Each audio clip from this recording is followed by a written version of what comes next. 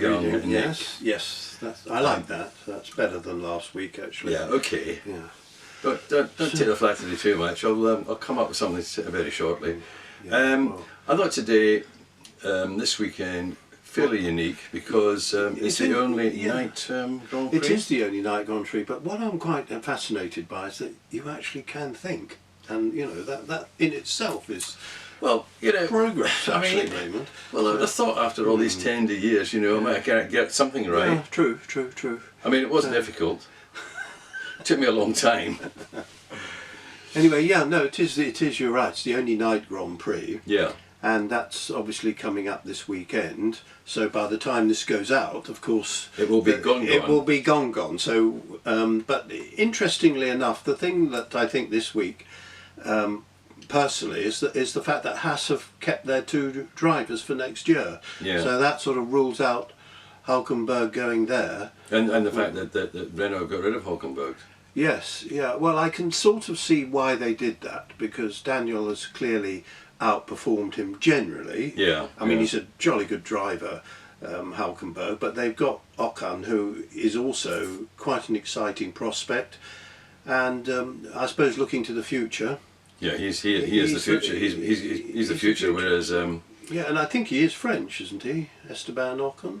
Pretty sure he's wouldn't like to put money on that. Pretty sure he is, actually. No, I'm not sure. I'm not sure about that. No, well, okay. So you're not sure. I'm not sure. So we'll have to find that out then. Yeah. Okay. So moving swiftly on. Yes. So we've got an exciting new driver in for Renault. The fact that Haas have retained the two drivers, which I actually found a bit surprising.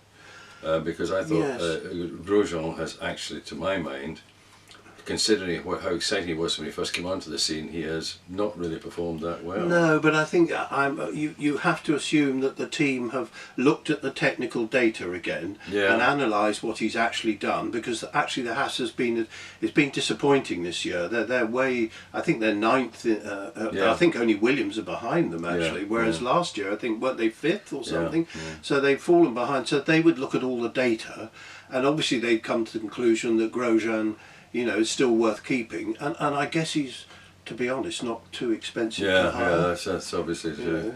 As well. Okay, so we look at that rules me out, unfortunately. That's me gone. So we then go on to Vettel. Well, let's see how he performs at Singapore, because he normally does quite well there. But Ferrari clearly, they haven't got that downforce. Probably it's Red Bull and Mercedes, and we'll know obviously by the time this comes out. But what's interesting is that Vettel has got the experience; he's been there all the time. Yeah. Leclerc comes in, and suddenly he's got it. Well, he can obviously he's obviously adjusted to the car. Yeah. Very quickly. So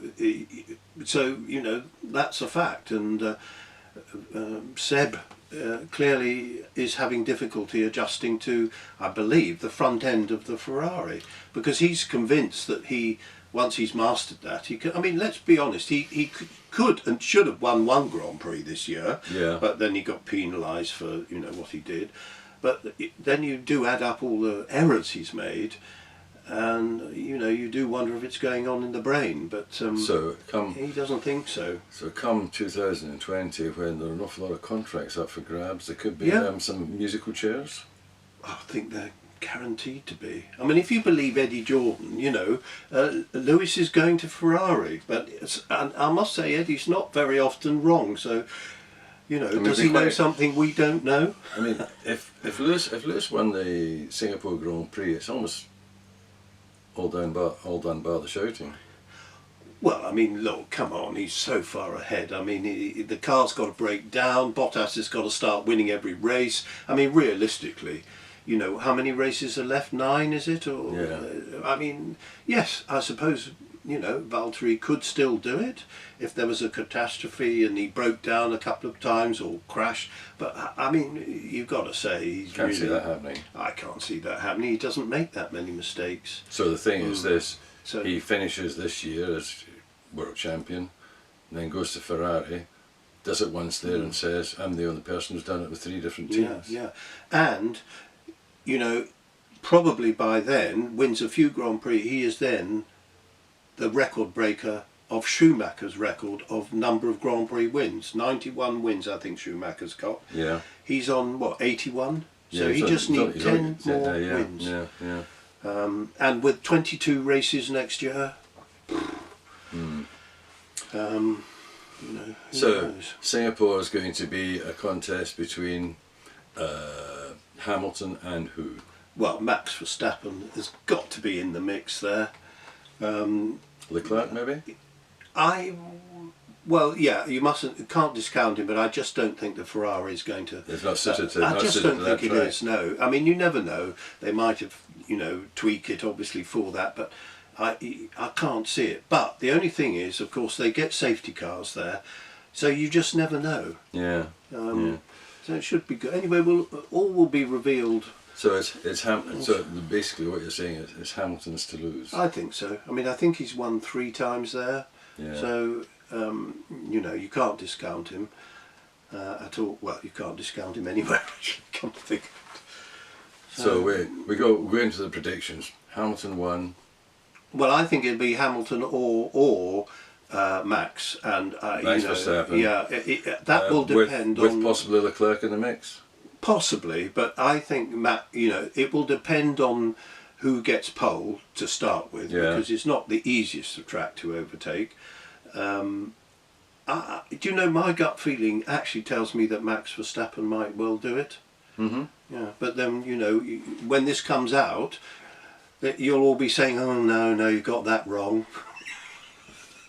But then I've got a lot of things wrong in life, so what's one more? Well, do you think that's enough for tonight? I think so. Yeah, yes. I don't think there's anything else I wanted to add today. Apart from the fact. No, well, actually, there was one other thing, because we did ask last time if anyone was interested in the We did get a bit of interest, but I think the thing, yes, you're right. I think the thing we've got to say is that we're really and truly, for us to get really excited, we really need to have 30 cars. We need 30 cars. 30 cars. Yeah, we do really. Yes. Yeah, 30 cars to make it a viable and affordable. Yes. Yeah, we do. Proposition for Yes. for everybody concerned, us and the participants. Yes, absolutely. And we didn't get that number of people interested. No. But just a gentle reminder. Yeah. Contact us if you are, because we'd love to get a day, and I think people who came would thoroughly enjoy it, and if anyone's they can tell their chums. And if anyone's any doubt what it is, contact@thepetrolheadclub.com. Exactly. What more? Not rocket science. No. Okay. I think that's enough for today. Yeah, I'm exhausted now. Okay. Right. Next week. Yeah.